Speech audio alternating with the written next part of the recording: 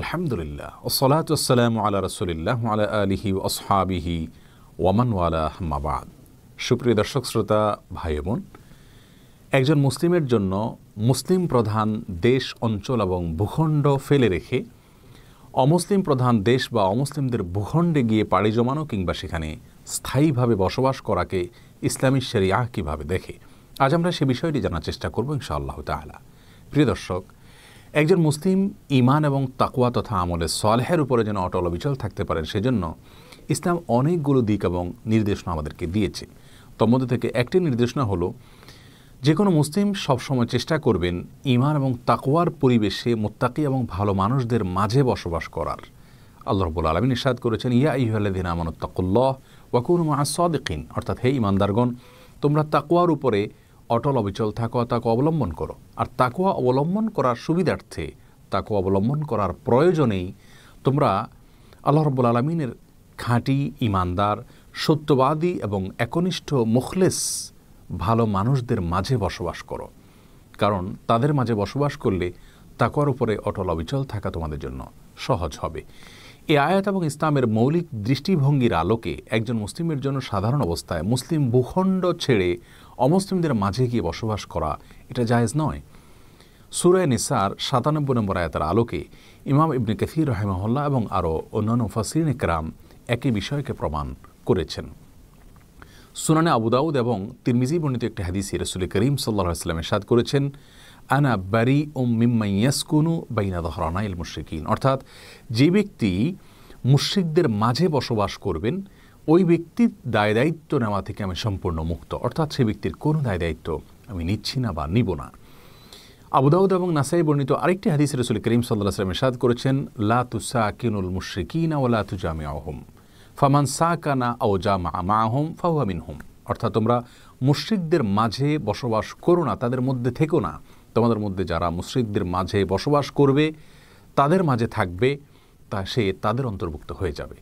এরকম আরও অনেকগুলো হাদিসকে সামনে রাখলে আমরা দেখি যে মৌলিকভাবে ইসলামের দৃষ্টিভঙ্গি হলো, সাধারণ অবস্থায় একজন মুসলিম মুসলিমদের ভূখণ্ড এবং সমাজ ছেড়ে গিয়ে অমুসলিমদের মাঝে বসবাস করা তার জন্য সেটি জায়েজ নয়। প্রিয় দর্শক, আজকের যে পৃথিবী, আজকের যে বিশ্ব পরিস্থিতি, সেটি গত কয়েক শতাব্দীর আগের পরিস্থিতি থেকে সম্পূর্ণ স্বতন্ত্র এবং ভিন্ন।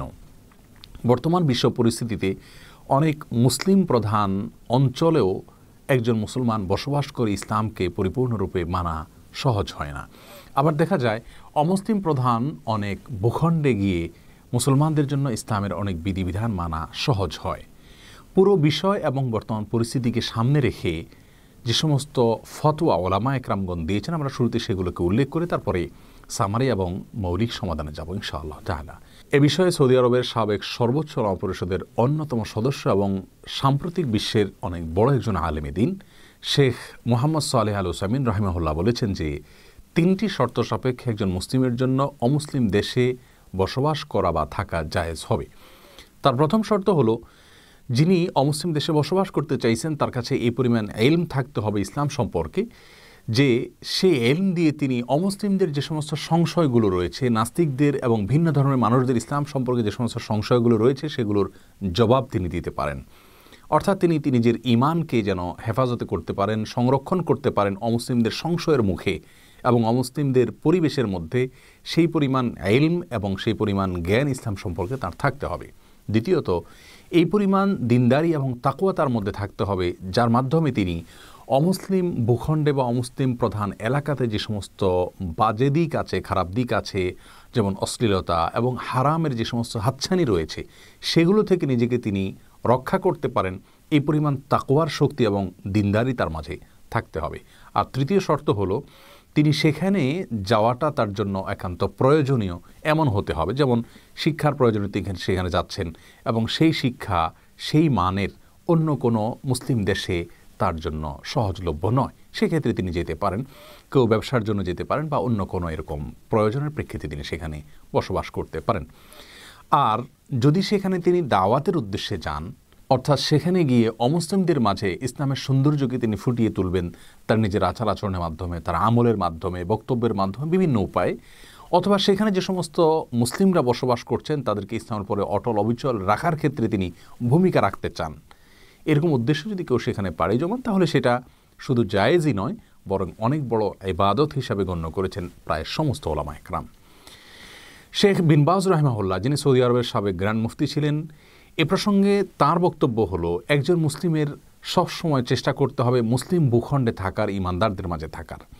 কোনো কারণে যদি তিনি অমুসলিম ভূখণ্ডে বসবাস করছেন বা সেখানে তার জন্ম হয়েছে এমন হয়, তাহলে সেক্ষেত্রে তিনি চেষ্টা করবেন তুলনামূলকভাবে অমুসলিম ভূখণ্ড বা অঞ্চলগুলোর মধ্য থেকে যেখানে বসবাস করাটা তার জন্য ঈমান এবং আমলের উপরে টিকে থাকাটার জন্য সহায়ক বেশি হয়, সেখানে তিনি বসবাস করার চেষ্টা করবেন। যেমন আমরা দেখি রাসূল করিম সাল্লাল্লাহু আলাইহি সাল্লামের যুগে, তার সময়ে মক্কায় অমুসলিম প্রধান অঞ্চল ছিল।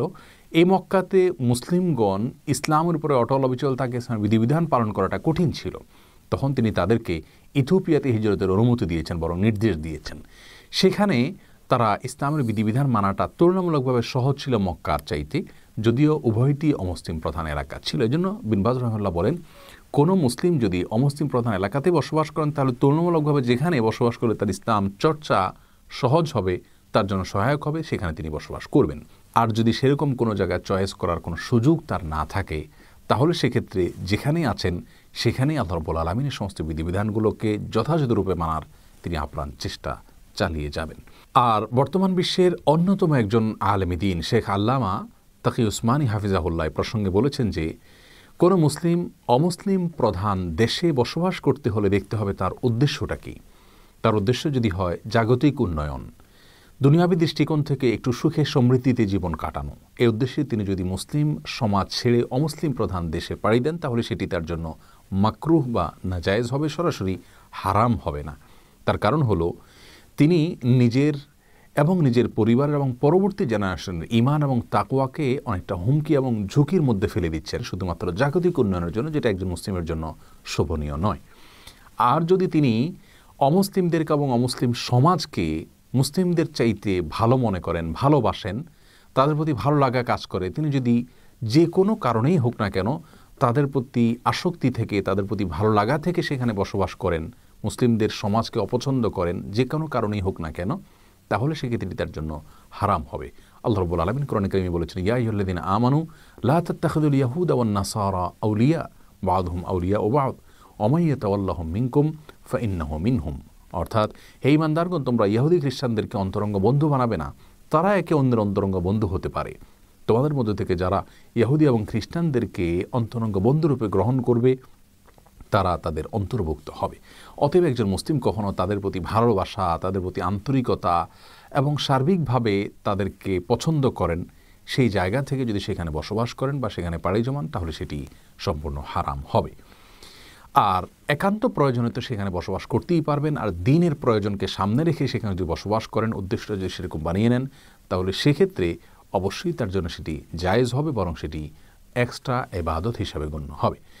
ইমাম মাওয়ারিদি রাহিমাহুল্লাহ আল হাবিউল কবির নামক কিতাবে এই প্রসঙ্গে লিখেছেন যে, কোনো মুসলিম যদি অমুসলিমদের মাঝে বসবাস করেন এবং তিনি নিজের ঈমান এবং তাকওয়ার ব্যাপারে যদি এই পরিমাণ কনফিডেন্ট থাকেন, এই পরিমাণ আত্মবিশ্বাস যদি তার থাকে যে আমি সেখানে গিয়ে হারিয়ে যাব না, তার যদি প্রবল ধারণা থাকে যে ইনশাআল্লাহ আমি সেখানে ঈমান এবং আমলের উপর টিকে থাকতে পারবো, সেই সাথে ইসলামিক কৃষ্টি, কালচার, সংস্কৃতি, সভ্যতা সেখানে গড়ে তোলার সুযোগ রয়েছে, সে মর্মেও তার যদি প্রবল ধারণা থাকে এবং তিনি যদি আত্মবিশ্বাসী থাকেন এবং ইসলামের বিধিবিধানগুলো পালন করতে গিয়ে যদি বাধা আসে, তাহলে সেক্ষেত্রে সেই বাধাকে প্রোটেস্ট করার, প্রতিরোধ করার মতো ক্ষমতা বা সুযোগ যদি তার কাছে থাকে, তাহলে এরকম ব্যক্তির জন্য তার মত হলো অমুসলিমদের ভূখণ্ড ফেলে রেখে বরং মুসলিমদের মধ্যে আসা জায়েজ নেই।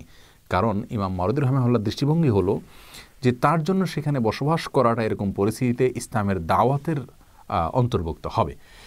সবগুলো মতামতকে যদি আমরা সামনে রাখি, তাহলে খোলাসা হিসাবে যে বিষয়টি আমাদের কাছে পরিষ্কার হয়, তা হলো সাধারণ অবস্থাতে একজন মুসলিমের জন্য মুসলমানদের দেশে, মুসলমানদের ভূখণ্ডে, মুসলিম প্রধান অঞ্চলে বসবাস করা উচিত এবং কর্তব্য নিজের ঈমান এবং আমলকে ধরে রাখার স্বার্থে এবং প্রয়োজনে। কোনো অমুসলিম দেশে বা অমুসলিম প্রধান অঞ্চলে যদি কেউ পাড়ি জমাতে চান, সেখানে যে বসবাস করতে চান, তাহলে সেক্ষেত্রে নিজে যথেষ্ট পরিমাণে ইলম হাসিল করতে হবে। বিশেষ করে ইসলামের ব্যাপারে অমুসলিমদের যে সমস্ত ধোঁয়াশা এবং সংশয়গুলো আছে, সেগুলোর যথাযথ জবাব তার জানা থাকতে হবে এবং নিজের ঈমান এবং তাকওয়ার ব্যাপারে যথেষ্ট আত্মবিশ্বাসী থাকতে হবে। সেই সাথে সেখানে বসবাস করার ক্ষেত্রে তিনি যদি দাওয়াত তথা ইসলামের প্রচারকে উদ্দেশ্য বানিয়ে নেন, সেখানে যারা মুসলমান থাকবেন তাদের মাঝে ইসলামের কৃষ্টি কালচারকে বিস্তার করা, তাদেরকে ইসলামী ইলমে সমৃদ্ধ করার উদ্দেশ্য যদি তার থাকে, অমুসলিমদের মাঝে ইসলামের সৌন্দর্যকে জাহির করার মানসিকতা যদি তার ভিতরে থাকে, তাহলে সেটা তো তার জন্য স্বতন্ত্র ইবাদত হিসাবে গণ্য হবে ইনশাআল্লাহ তাআলা।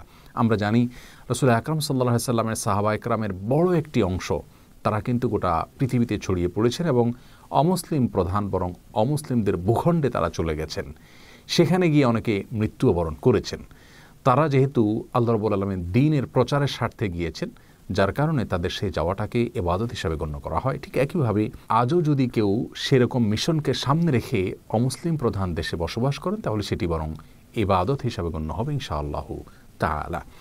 আর এই মিশন যদি সামনে নাও থাকে, নিজের ঈমান আমলের উপরে টিকে থাকতে পারবেন সেরকম কনফিডেন্ট থাকে, আত্মবিশ্বাস থাকে, ইসলামিক কৃষ্টি কালচার এবং সভ্যতার মধ্যে থাকতে পারবেন সেই সুযোগ থাকে, মুসলমানদের নিজস্ব সভ্যতা গড়ে তোলা যায়, যাতে করে পরবর্তী জেনারেশন ইসলাম থেকে খারিজ হওয়ার আশঙ্কা না থাকে, তাহলে সেক্ষেত্রে তার জন্য অমুসলিম প্রধান দেশে বসবাস করা ইনশাআল্লাহ জায়েজ হবে। বিশেষ করে পরবর্তী জেনারেশনের বিষয়টিকে খুব জোরালোভাবে মাথায় রাখতে হবে, কারণ আমাদের অনেক ভাই বোনকে দেখা যায় যারা অমুসলিম প্রধান দেশে গিয়ে নিজেই মেন আমলের উপরে টিকে থাকেন, কোনো রকম নিজের ছেলে মেয়েদেরকেও তিনি টিকিয়ে রাখার চেষ্টা করতে পারেন, কিন্তু তার পরবর্তী জেনারেশনকে আর ইসলামের উপরে টিকিয়ে রাখা কঠিন হয়ে যায়, কারণ পরিবেশের কারণে তারা হারিয়ে যান। এজন্য অমুসলিম প্রধান দেশগুলোর অনেক অঞ্চলে মুসলিমদের নিজস্ব সোসাইটি গড়ে উঠেছে, সেই জায়গায় বসবাস করার চেষ্টা করতে এবং পরবর্তী জেনারেশন যাতে কোনোভাবে হারিয়ে না যায় সেই জন্য আপ্রাণ চেষ্টা থাকতে হবে।